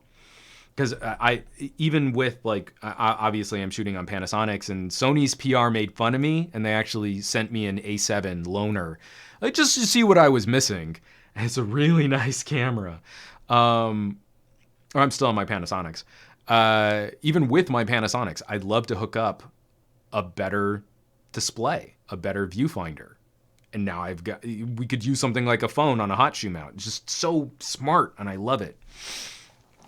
So from Jubai F, I smell a Verizon Wireless Xperia Pro partnership. I'm glad I'm on Big Red. I'm betting $1,300 price point. Carrier installments would be welcome. From Geet Madden, Motorola had the Moto Mod with a camera sensor for your phone, essentially making your phone the brains and the viewfinder. That Hasselblad camera, though, was garbage. It was not good. I was so upset that that Hasselblad put their logo on that Moto Mod because, that was bad. Again, the normal camera on the Moto Z Force was better than the zoom sensor camera, the zoom lens and the sensor on the Hasselblad Moto Mod. So sad. Blue Malicious, when you make a t-shirt that says my butt is a Faraday cage, can I buy one? From Matt Tyler, Brandon Lee from This Is Tech Today just replied to my tweet saying that the Xperia 1 Mark II isn't a consumer phone. I think it is. So this is tricky. I don't believe in broad divisions like consumer and pro. I think consumers are a super diverse group of individuals with different wants and needs, and we want to narrow down specific use cases so that someone who's got a little bit more of a focus on video should probably be looking at an LG or a Sony, and someone who's got more concerns for photography might want to consider trying to import a Huawei or looking at some of these other funky camera experiments. It's never a coin flip. It's never an either or, in my opinion. And I think we've done the market a bit of a disservice when we lean on the word pro as some kind of differentiator, but usually that's just price. Here's the more expensive version. We'll call it a pro. I have some issues with that. I feel like we could be doing a better job of narrowing down the conversation. And I really think, especially when you see Sony putting out an event like this, talking about Xperia 1 Mark II, Xperia Pro, and they had a little to say about the next Xperia 10, their mid-ranger. This to me just confirms we should be talking about phones more like we talk about laptops. You would never say there's two kinds of laptops, consumer laptops and pro laptops. If you were a tech fan and you tried to make that claim, I feel you would rightfully be confronted or mocked for such a overly simplistically broad diversification of the laptop market. From ultrabooks to thin air notebooks to business grade laptops, traveling kit, rugged professional pieces, durable to the point for law enforcement or first responders, gaming products, graphics and design notebooks, things that are built specifically for content creation, mobile workstations. That the laptop market is super broad and has actually gotten more competitive as laptops and desktops have become a little less sexy to talk about. It's funny, you would think that we would kind of agree on just a general laptop thing, and now that they're not as exciting and people aren't buying them as aggressively as they used to, that would calm down. But quite the opposite. I think we've seen an explosion of competition in the laptop space, and we're talking about it in a more excited way, even though we know these aren't products that people are going to purchase as aggressively as phones. But different types of phones come out, and we go, oh, well, yeah, we need to only talk about phones by the lowest common denominator average user. And that makes zero sense to me when so many of the phones that we're going to talk about the most are now going to be $1,000 or more. That's tough. Like, that's not right. And I feel like we could be doing that better. So I mean, Brandon's a cool kid. But I think this conversation is a little bit more complicated than just, is an Xperia 1 Mark II a consumer phone or a pro phone or what? And I feel like it's, now that we know there's going to be an Xperia Pro, I feel like the Xperia 10 is their Toyota lineup. The Xperia 1 and 5 are their Lexus lineup, and their Xperia Pro are their, like Tacoma lineup or their heavy-duty work truck lineup, right? I'm mixing my metaphors here. If we're talking about phones like we talk about cars, the Xperia Pro is a big old diesel truck, and then the Xperia 1 is the nicer phone, and the Xperia 10 is the commuter car or the fleet vehicle.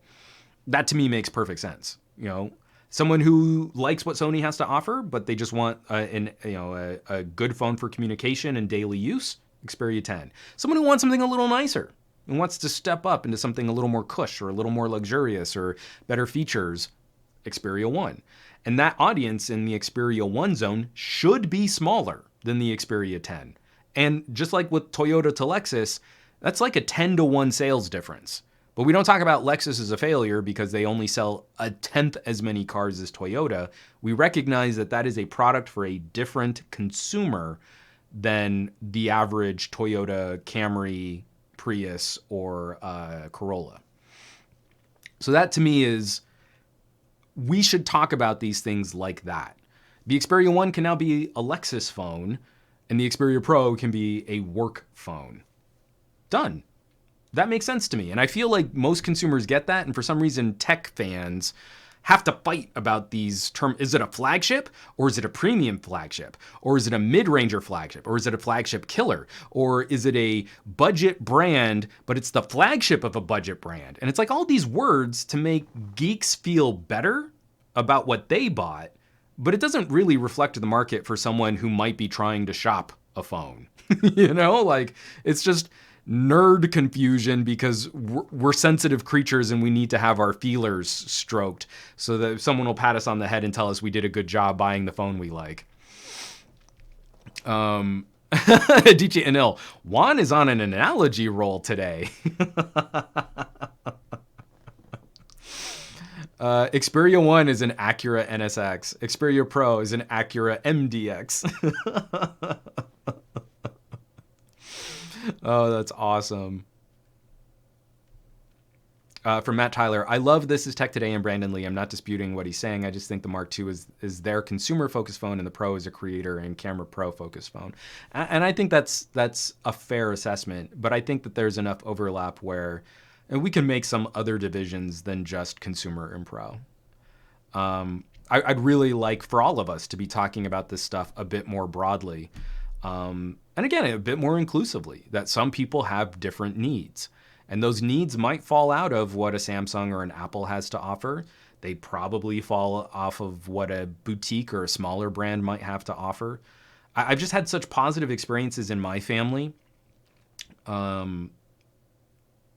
recommending some of these lower cost alternatives because I'm recognizing that now my folks and my siblings don't need the most expensive phone to have that reasonably smooth daily driver experience and decent cameras. I would say a couple years back, especially like Galaxy S7 era, just the reasonable, smooth daily driver experience was you bought the premier flagship from the top brand. Apple or Samsung. LG was more competitive back then in terms of mind share and marketing. That's what you did. And if you went to those mid-rangers, like, they were fine, but there were obvious compromises for just getting your daily driver traffic done. I look at my sister and she's rocking a Pixel 3a, and she cannot tell the difference for what she uses on her Pixel 3a versus a much more expensive device. I'm looking at my mom. She's on a OnePlus 6T, which is sort of, in sync with her Tesla. She is nerding out on the bleeding edge of consumer tech, but with a OnePlus 6T. And she got it right after the OnePlus 7 came out because it was stupid cheap. It was a great buy. It was a really inexpensive, nice premium purchase to make. And I'm looking at those experiences, and again, where a Galaxy S7, we are in that territory of like an iPhone 6, iPhone 6S. The really expensive phones used to be around $600-700. Now the really expensive phones are getting up to like $1,500. I don't want to be that guy like, oh, phones are too expensive, and then just stop the conversation right there. But I need good reasons to recommend a $1,500 phone. And that recommendation needs to be hyper specific because that's a lot of money to recommend someone buy that phone. I don't feel as conflicted, recommending an LG V50 at $999. Because of what that phone has to offer. If I know someone would be interested in what that phone has to offer, that's $999 well spent. I have a harder time recommending a Pixel 4 at $899 with 64 gigabytes of storage, or an iPhone 11 Pro at $999 with 64 gigabytes of storage. I feel like those work against what the manufacturers are claiming they should do well. So then you have to step up to even more expensive devices to fulfill what their marketing departments kind of oversold. So I haven't been as conflicted with Sony. My recommendations for a Sony Xperia 1 are reasonably pretty small. There are a handful of people I think would be an amazing fit for that phone, but it's not the broadest general consumer, everyone should use one kind of phone. But I was showing it off at Thanksgiving, and my brother-in-law fired up a movie. And again, thankfully, it was like one of these old school Western CinemaScope ultra, 21:9. It fit the screen perfectly, no cropping. And it looks so good. Oh, it looks gorgeous. And he got real interested in what that phone could do. From Aditya Anil, Mama Bagnell is very tech savvy. I should do a creator chat with my mom. I do have a podcast with my mom. It's a little harder to find because after my podcast feed melted down. But if you go to SomeGadgetGuy.com, you can find I did a Mother's Day podcast with my mom last year. And I think I should bring her back. I think we should do another Mother's Day podcast, especially for her to just kind of chat. Because she's just on again, my grandmother is super tech savvy for her grandmother. She sends my daughter Spanish lessons over Duo on her iPad. So this didn't slow her down at all.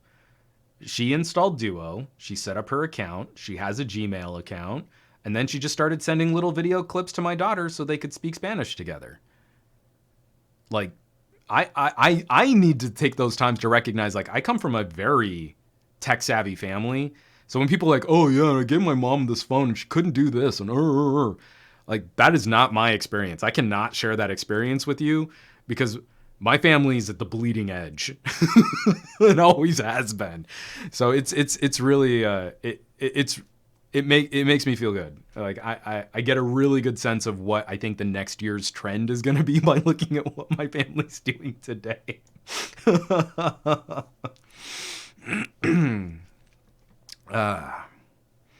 From Geet Madden, over the last few years, software optimization has become easier because of Google's efforts in separating the framework from the bloat, and the SoCs have become so much more powerful as well. Anyone who's complaining about a 600 series Snapdragon, as if that's not up to the task of getting your phone through the day, I feel needs to be aggressively reckoned with. There is no compromise for daily driver activities on a Pixel 3a. It is so clean. That phone performs so much better than it has any right to. It's really good. And so now, like, the Snapdragon 865 is going to be on a bunch of phones that people are just going to pick up from their carriers on 30-month leasing contracts at like $50 a month to lease that phone. And what are they going to do with it? What are they going to do on a Snapdragon 865 that they weren't getting done on a Snapdragon 855? And the 845 is still probably compute overkill for a lot of the consumers that you see rocking the latest and greatest phones out there. And a little bit better software optimization for an 835 or an 845 would bring these devices into the current age with performance that would still be far above all these things that we talk about when we say average consumers and opening apps and doing social media and taking a few photos. And it's not like Apple's any better in this regard. I'm still super cranky that my iPhone XS doesn't have a night mode for the camera. Are you telling me that Apple's computational photography is so advanced now that it can't run on an A12? My Pixel 3a, without any fancy hardware, is pulling off night photo shots with the Snapdragon 600 series, but my iPhone XS, $1,000 phone, which is only a year old now, doesn't get access to that kind of capability. So again, this needs to be that kind of more open conversation with just the patience to look at a few of these other alternatives to make sure that folks are getting the right fit. Most people are going to be happy with a Samsung or an Apple, but maybe they might miss out on something that's going to be perfect for them. I feel like we keep getting so close to to locking like some of those really great, nuanced gadget selection conversations. And it's silly, but I start to feel like a gadget sommelier. Ooh, you want to do this and this, and what do you think about that? And how big do you want the phone to be? And what's your cap? What's your spending cap? Okay, let's really work with you. Let's really find that solution. And that to me is way more fun than just video after video after video of whatever's popular. So, all right, folks. I think I'm out of topics here. Went on a little bit longer with the Sony here. Is there anything else you guys want to chat about since I have some folks in the live chat? We got about 15 minutes from where we normally end this show. I don't mind hanging out a little bit more. The camera hasn't locked up in like 10 minutes. Knock on wood. If we want to backtrack how you're feeling about like Motorola Razr drama and Galaxy Z Flip drama. I know there was a Realme announcement. I am not well versed on their product line. I don't even know what they announced. If anyone wants to kick me a link, or we can chat about that. Or just any other tech topics that you've had on the radar since we missed last week's show. And I'm still catching up. I'm way behind. My Reddit feed was basically untouched for 4 days. And I had that sort of anxiety-inducing FOMO of like, oh, what's going on? I just got a press release. I just got an announcement. I don't know what's happening. I've got PR conversations, but I'm also picking up giant heavy boxes and, using an inordinate amount of packing tape. But yeah, if there's anything else that you guys have a pressing need or a desire to chat about, let's jump in. Let's chat about some other stuff. So let me see in the chat here. Oh, from Fat Produce, I'm loving the new GadgetLab 3. It's so sparse right now. Andrew probably can't even see it, but right there is a Klingon cruiser pewter, and I think which one is that? That's the Reliant from Star Trek II, the little Hallmark pewter starships. I had a whole collection, but now I'm down to 4 because they keep getting bent and mangled and broken up. Let's see. Aditya Anil, Apple is making it difficult for me to recommend my friends their top-end phones. The 10R and 11 are my go-to recommendations for my friends who want to stick to iOS, and hopefully the iPhone 9 isn't nerfed. And I've been in the same boat, especially after spending some time with the iPhone 11 Pro. There are precious few people that I could outright make that purchasing recommendation to. And I completely appreciate maybe the fashion sense. Like you have a $3,000 purse, you should have a $1,500 phone to match. But there was very little differentiating. And it also just bugs me that you don't have the middle storage option for the iPhone Pro. That you can get an iPhone 11 with 128 gigs of storage, so much better. Oh, Fat Produce, what are you most excited about with your new GadgetLab space? I'm going to try and keep it a bit more open than the last space, which I kind of had blocked off in a really awkward way. It's going to make some of my shots off the bookshelf look a little funky, but now I've got a much more usable window. I've got a lot more desk space to work with. I'm going to just turn this. I've got my TV better mounted on just a bookshelf out of the way. So on the whole, I think it's going to be a more fluid space. If I want to have someone in to have a podcast with, there's my standing desk, and there's just enough room between my computer and my standing desk to seat 2 people comfortably opposite each other. So I'm getting there. I miss my old space because I'd spent 2 years just toiling away in GadgetLab 2, but GadgetLab 3 is brighter, it's airier, it's the same size, but the layout is going to be a bit more functional. So I think that's going to be really, really cool. Let's see. From Gary the Fireman. Oh, thanks, man. Giving me some cheers. Cheers to JCB for an awesome recovery after last week. You done good. Thank you. Last week was a bad meltdown. And just with the stress of everything that was going on, obviously, as content creators, online producers, reviewers, we all have tough days. But man, that was a rough look for me. It was very embarrassing, and I really wanted to send off my old office in a better way than I did. And when we started running into these camera issues, which have been a problem on this stream too, but have been a little bit more manageable, I just couldn't. This is one of the very few times I've ever hit that giant nope button, the red ejector button. So I appreciate y'all sticking with me, and especially for coming back this week with some great commentary and some great chatter. It means a lot. Because these types of transitions are always tough. You know, it's just the physical toil, the emotional toil. My wife and I haven't had a good night's sleep in a week. It's a lot of work, even just getting to this point. Like I said, I started at 10 a.m. yesterday, and I had the computer bootable at 3 a.m., and then I was up at 6:30 to help my wife get my daughter ready for school. So I'm doing this on 3.5 hours of very restless sleep. So seeing good chatter in the comments, I cannot express to you how much I appreciate that support, that conversation, and that participation. Roth Sathi, I'm heading to PAX East this Thursday and getting pretty hyped. Really stoked to see what PAX might do, because again, trade shows are just getting hammered. E3 looks like it's going to be a rough show this year, so I'm actually turning to PAX for a bit more of the gaming coverage, because we know Microsoft and Sony are kind of roll their own coverage for the launch of consoles this year. And everyone has a game streaming solution. Nvidia has been kicking butt, but we're probably going to be seeing new GPUs from AMD and from Nvidia this year. It's intense.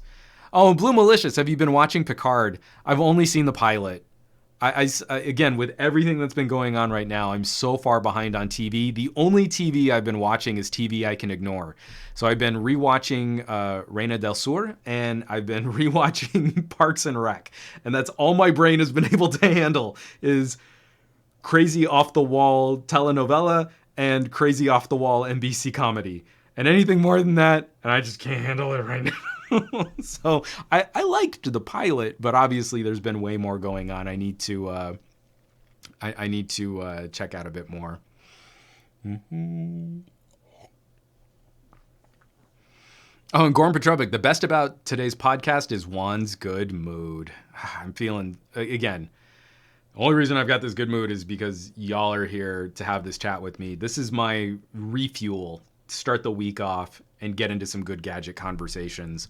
It hurt last week not getting this interaction. It messed me up more than I really thought it was going to. And I spent like the whole rest of that morning just like, I don't know what to do with myself. This is the part of the day where I'd be like taking the audio feed and turning it into a standalone podcast episode.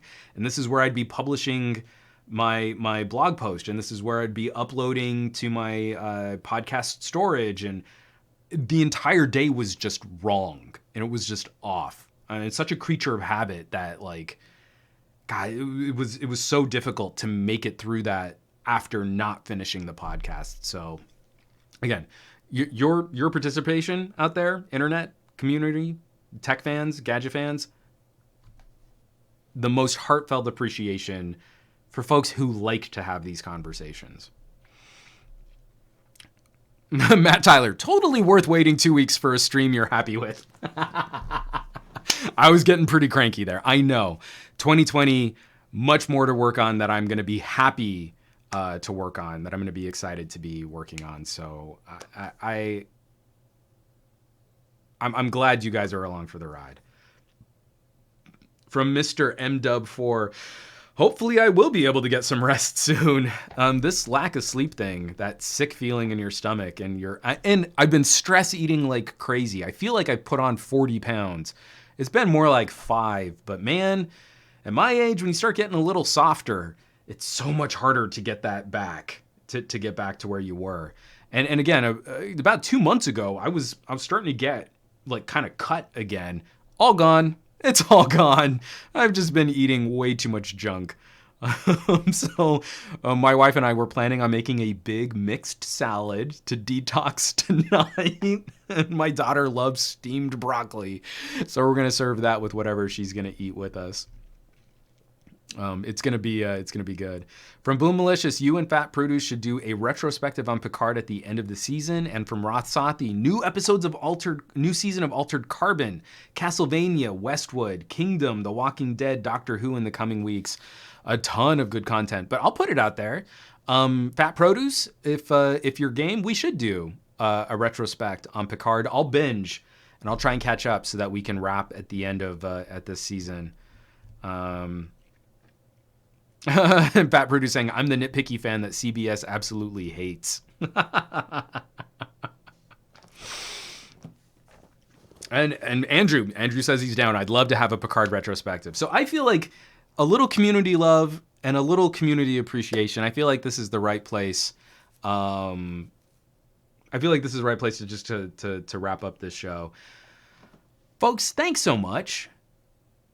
GadgetLab 3.0 is going to be a work in progress. I have videos that I'm going to be trying to accomplish this week, getting back into the flow of getting content out there. We're going to be doing a State of the Patreon live stream from this space, probably the 29th. I haven't locked down exactly what night we're going to be doing that. And I do want to get back into doing maybe a more of a midweek game stream. I really want to revisit that idea of Android games that don't suck. So lots of moving parts, but as you can see, I don't have anything on the shelves. I don't have anything in the closet. I don't have anything on the bookcase. And that's because I've got 7 of the largest packing boxes that we could get our hands on right outside that door that are all filled with the stuff that was in my office. There were more boxes for the office than any other room of our house. More than my daughter's enormous collection of stuffed animals, more than all of my wife and I's stuff combined from our master bedroom. Over 50% of what we moved in packed boxes was the office. So for as much as I'm going to be trying to get back into the swing of things and trying to pump out this backlog of content that I've got coming out, it's still going to be a little bit of a slower ramp as I take a little time to open one box and put some stuff back on the shelves, and open another box and put some phones in the bookcase, and open another box and hopefully a battery pack hasn't exploded on me or anything like that. It's really heady stuff. So this is going to be a fun ride, but it is going to be change over time. But I'm also reaching out. I really want to get the YouTube tech guy, Ricky. I want to get him up here and we can do a sit down chat. I'm definitely locking TK My Bay to come and join for a live stream, hopefully in the next week or two, once this is settled down a little bit. And then just a bit more coverage. Some 2020 hearing videos that I've got written up that I need to produce, some articles, some hands-on, a lot of headphones. I have so many headphones coming your way. Matt Tyler, TK Our Bay. So it's going to be good times. Folks, thank you so much for tuning in. Thank you so much for watching and for being one of the more viewed live streams that we put together in a while. Viewership, this is great. I'm stoked. I'm so happy that you're joining me for this one and that we've got some chatter here. Please, I mean, not just on my channel, on YouTube, the social media, you know, all that jazz. And I'm going to hit you with all of my, hey, give me a follow stuff. Really, I really want you to get out there and find that content creator you really enjoy who needs an extra push. If I'm going to leave you off with anything this week, because my channel is going to be coming back, but it's going to be coming back a little slow. I am asking for your help in promoting other content creators you enjoy. Take a second out of your day, take a minute out of your day. You saw a video on YouTube, that was good. Where you normally would have just moved on with your day, give it that push, give it that comment, give it that like, give it a share. 2020 is going to be a critical year for so many of our tech industries. All of our trade shows are in rough transitions. CES was a tough show this year. MWC got canceled. Strange things might happen with IFA. I have no idea what's going to happen at Computex. Apple and Samsung are going to be fine. They have their own media events. The whole rest of the industry is trying to figure out what to do in a 21st century where maybe the old trade show isn't critical anymore, but those roads to speak directly to consumers haven't really been paved yet. So for those of you that enjoy this kind of long-form conversation, tech commentary, analysis, reviews, it's going to be more critical than ever that we make this a collaboration and we make this a partnership. I'm preaching to the choir here because if you're watching my podcast, you are already one of those who's more likely to engage, who's more likely to participate and to put that little bit of extra effort. But beyond just my channel, beyond just the conversations that we have here, a lot of us content creators are going through these transitions and are facing a lot of anxiety and that existential crisis of we don't know what this is going to look like on the other side. And the main reason we do it is because we enjoy these conversations with you. So that extra little bit of participation this week, I hope you can join me in celebrating all of the stuff that we love and all of these things that we enjoy. And we can put a few more smiles on a few other folks' faces and hopefully lighten some of the burden of not knowing, that fear, the uncertainty of what's to come can be eased, not mitigated, but eased through these types of interactions. So folks, thank you so much. Words are insufficient to tell you how much I appreciate this time that we get to spend every week. It sounds so corny, but I don't tell y'all enough. So I'm going to be also trying to make more of an effort to let y'all know how much this means to me, especially after last week's meltdown. And be on the lookout. I've got a ton of stuff. I have no idea what's going to come out next, but something good, something cool, something fun, I promise. And some more content coming out your way from Newegg.